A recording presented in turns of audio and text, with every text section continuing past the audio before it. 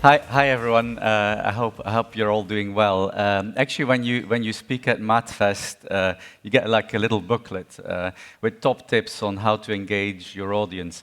And one of the things is start with an icebreaker. And so I was just talking backstage. I said I think I found the perfect icebreaker. Actually, I will ask, counting upwards, albeit from an age-appropriate kind of number, ask people to, by a raise of hands, when they lost their virginity. But I was told that is a complete no-no because, we're all amongst colleagues, so it might get a little bit awkward. I was told. So anyway, no icebreaker. We're going to go straight in. Anyway, so I'm here to talk about Avon. I'm Kristof. I'm the CEO of this wonderful brand. It's usually the follow-on question when you say that you work for Avon, particularly in the UK, less so in developing markets, is, ooh, are you guys still around? Actually, we are, and it's a wonderful, purposeful business. We're actually a B2B2C business, because the way we sell is actually through these wonderful ladies. Now, you might all be too young, but at the time, you had this thing of ding-dong Avon calling, one of those things that is like an earworm. Even the cab driver that brought me here still remembered the ding-dong Avon calling, although he's 72 years old. So, but anyways, he did remember it. He also knew the whole story about Martin Sorrell. It sounds like, who are you? And he said, oh, I used to work for the Financial Times. He knew about S4 Capital, the whole thing. It was amazing. The most knowledgeable cab driver I've ever had. Anyways, back to Avon. Again, a wonderful brand, but in need of a little bit of a revamp, because actually when I joined 2.5 years ago, I joined first as a CMO. When I joined as a CMO, about 97% of the sales was going through the so-called Avon ladies, and these wonderful tools, paper catalogs. And actually today it is still, about 88%, but it's already significantly less. Now, the interesting story here is, how do we go from there, and how do we get there? How do we get there? Because when you look at the history of Avon, I was asking, during a strategy session, I was 2 months into the company. I said, can somebody draw me the business model from Avon on a flip chart? And somebody stood up, took a pen and drew on a flip chart, and it had the representative at the center. That in itself created an issue, because that means you can only do business through your representatives. Then on the other hand, as a good marketeer, I had asked customers, why are you not buying Avon? And 7 out of the top 10 reasons why people were not buying Avon was because they did not necessarily like buying from a representative. They prefer to shop in retail. They prefer to try the product before they buy. All of these reasons, which were all linked to having no access to the brand.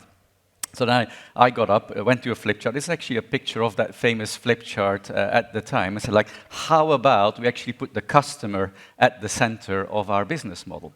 And you probably can't read my handwriting, but anyways, so I had the consumer at the center, and I said, yes, we are and of course the proportions aren't quite right. I said, yes, we are a representative-based business, and these representatives will service our customers not only through that wonderful paper brochure, but also through a digital brochure, through what we call attached e-commerce, which is basically like an affiliate type of model.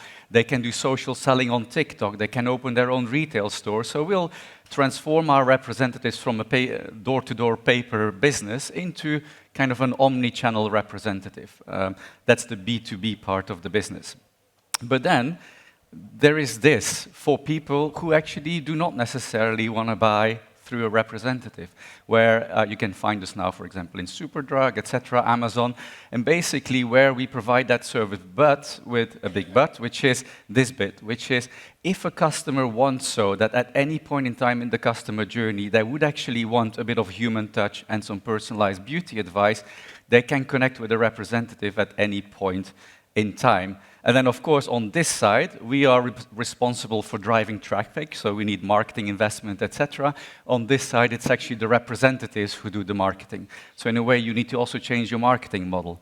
And then last but not least, the thing scribbled in the top of the chart there, which said CRM and data enabled, is how do we then create a data ecosystem that encompasses this wonderful B2B2C ecosystem so that we can create really interesting customer journeys. This is, 2 years on, this is our DTC website from the UK, just a screenshot I took.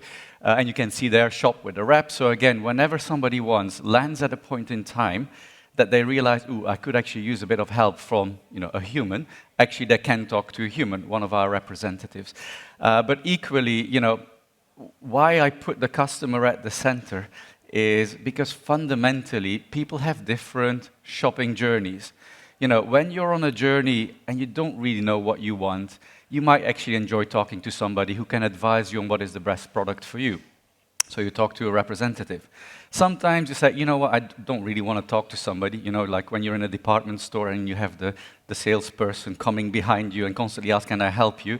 Sometimes you don't want that. Sometimes you want to browse at your own leisure.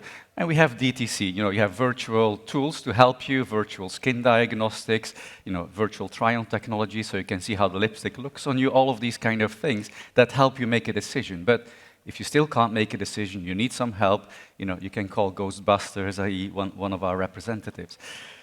This is a screenshot of our Amazon where we sell some of our biggest selling product. Because, for example, if you're on a replenishment journey as a customer, you don't necessarily want to talk to somebody, you just want the product here now, you know what you want, check in, check out, done. And for that, of course, you have the easy way of Amazon. This is another way, because of course the paths that I just mentioned doesn't necessarily involve a representative, but we're also encouraging our representatives to sell in a more digital way, as I mentioned. This is, for example, through a digital brochure, where the representative can say, hey, you know what, I have this amazing lipstick that would look wonderful on you. She sends the link to her customer. The customer says, okay, let me give it a go. I'll do the virtual try-on. See how it looks on me. Ooh, I like it. They can either say to their representatives, oh, come and pass by, we can have a coffee and bring the lipstick to me. Or they can say, you know what, I don't need to see you, I'll just buy it straight off. But again, as the representative was involved in that experience, they get commission on that sale, for example. But then also, our representatives, this is from the Philippines, by the way, we call them our TikTok squad. It's basically live selling. That's the new way of doing direct selling, not necessarily going door to door. And there is this wonderful story of one of these reps, the one on the right there, said, I made this one video about a papaya body lotion, and basically it went so well that I sold like 6,000 in just a matter of an hour or two. And then she turned up at our factory the next day with a van asking for 6,000 body lotions to ship to her customers. Again, and you probably wonder why this woman is doing with these bras. But, we are actually, a fun fact, we're actually the market leader on intimate apparel, on lingerie in the Philippines, for example. So we're also selling intimate apparel. But again, a really, what I would say modern way, because if you think back originally Avon, although in a much more analog way, 137 years ago, was an influencer brand. It was women, in that case, going door to door, recommending which product might be right for the customer. Now they're doing it, of course, digitally. And then a big step for us as a company. Retail was always seen as the enemy, as in you should not, enter retail because it will destroy your representative business. There was a real fear of cannibalization between the channels. But actually, these are images from one of our stores in Turkey. And again, these stores are opened by our representatives, so we call them a representative retail franchise model, where they can sell the whole range, about 900 beauty products with the different shades and the whole thing. And again, for customers who are on a journey where they say, you know what, I would like to browse, I like to try stuff before I buy, they can do it in retail.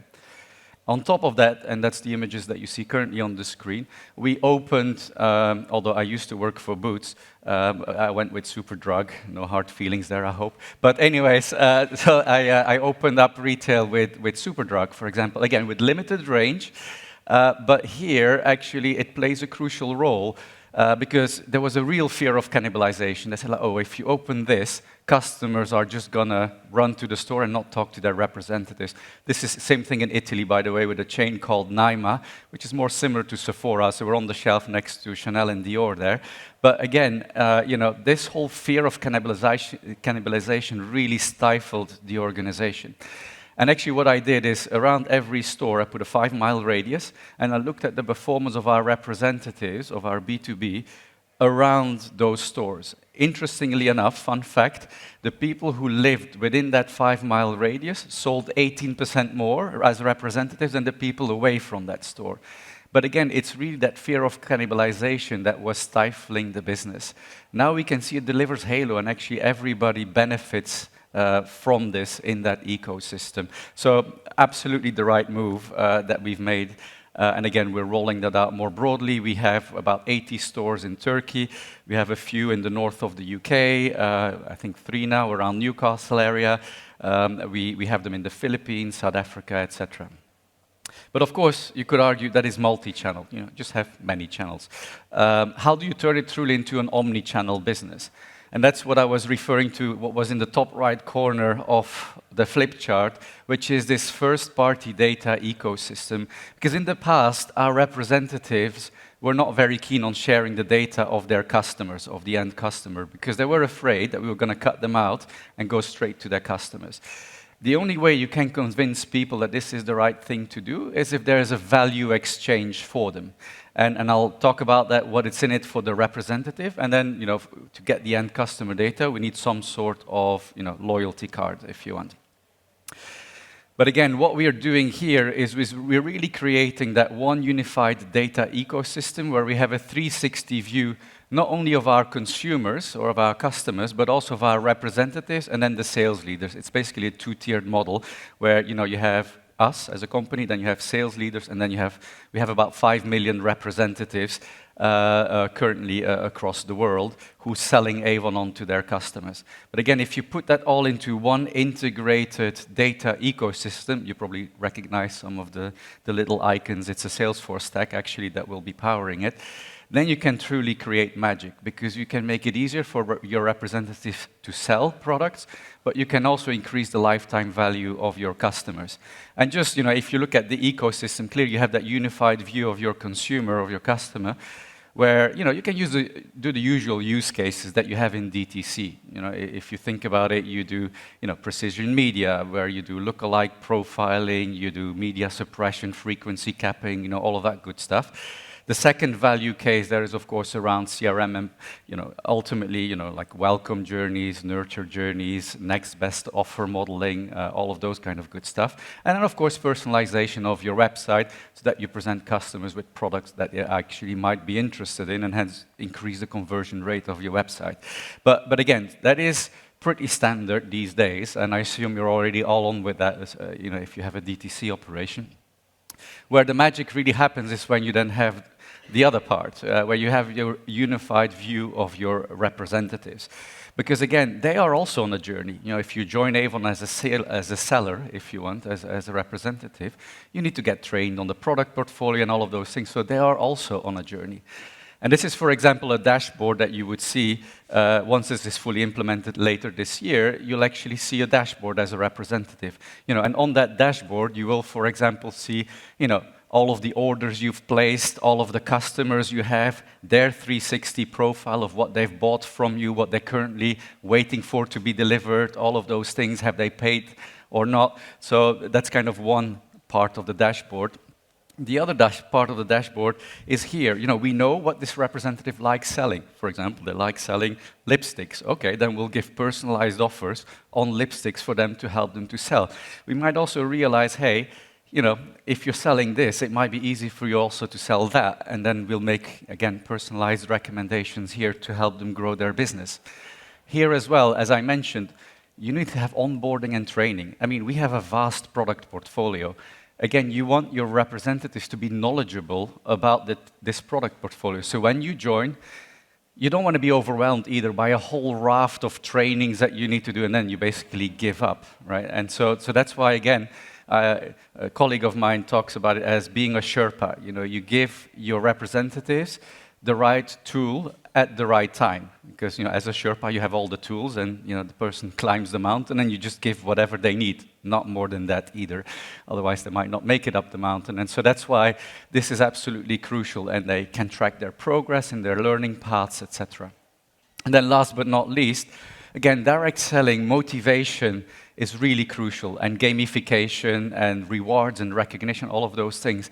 That's basically what's happening here. For example, they are currently a gold level, and to get to platinum, they just need to sell one more product, and we suggest them that maybe some of their customers might be open to buying a certain product. But again, you interconnect those two journeys, because that's where the magic will truly happen, is when we connect the journey of the representative and the journey of the customer. And that's what I call it, the B2B2C ecosystem.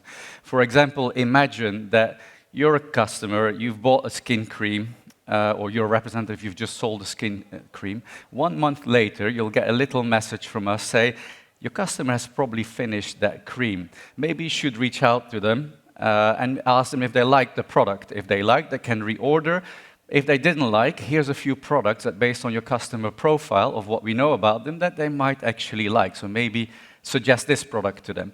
And again, that's where the magic really happens, because then we really help our B2B people, our representatives, to sell better and to sell more and provide a more enjoyable customer experience as well from the other end, because it feels more personal, it feels more relevant to that customer. Or another example could be, you know, we know that a certain customer buys certain products. We can tell to the representative, if you try them to sell this lipstick, they will probably like it, and the chances of you selling that lipstick is very high. So then they see the success, and that's what I was saying before. Before, representatives did not see any value in sharing their customer data. In this case, they can see the benefit of doing that, because it makes their life much easier to sell. And that's what I would say is the objective of this whole thing. Is ultimately creating an ecosystem where between your, you combine almost the power of AI and technology and data and whatever have you with the human touch of our representatives. And that's where I think the unique value proposition for Avon lies. And again, and this smart person said it as well, doing the same thing over and over again and expecting different results is something, right? And that's what I would say, my only advice to you. I said, I am a marketeer at heart, even though I have now a different badge.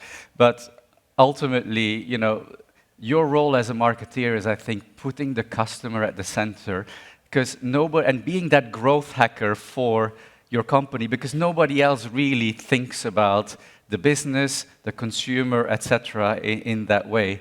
If you're just a pretty pictures department or the performance marketing guys, or girls, then I think you're missing a point. I think you need to be the ambassador of the consumer in the boardroom. I think that's when you can truly deliver a step change. And sometimes, as you're making the omelette, you'll probably break a few eggs, and that's fine. But ultimately, I do firmly believe that, as per the theme of the conference, that fortune does really favor the bold. And I can only wish you, good luck. Be bold. Bring that customer at the center of everything that you do, because that's ultimately how businesses grow. So again, thank you for your time. And if there's any questions, I'll be available. Thank you.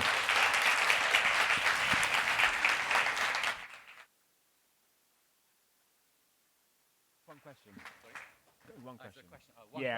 Yeah, so I want to ask a question. This is something, whenever I spend my time interviewing CMOs or CEOs, often the path from marketing to CEO isn't straightforward, and it's not that common for marketers to become CEOs. Yeah. You've done it. So what's been the biggest change moving from being a marketer to being a CEO? Yeah, I mean, one of the barriers, I think, for marketers to become general managers or CEOs or whatever is, you have this badge as not being good with numbers. I mean, sorry to say it, but that's the badge. And I think showing that you're a business person rather than a marketeer, and that you think about the needs of the business is, I think, absolutely crucial.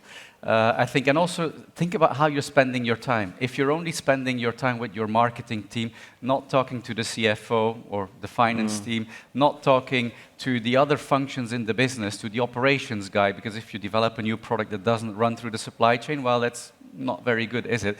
So again, it's how you spend your time, I think, and how you think with a whole business brain almost, rather than just the narrow focus. And what changed for me personally, honestly, is the amount of time you spend with lawyers and finance people and HR. But beyond that, it's been a great journey. Yeah, okay. One more question here from Paul, who asks, you've got so many products, such a wide variety of products. How do you ensure brand consistency around the world? Yes, so that's why I have this guy here in the front. I did ask my team to sit in the front, so I didn't feel alone. But ultimately, it is a challenge. So again, I think the key thing here is, because we used to have way more, so we restricted the portfolio a bit, but all of the product kind of guidelines, etc., come out of the center.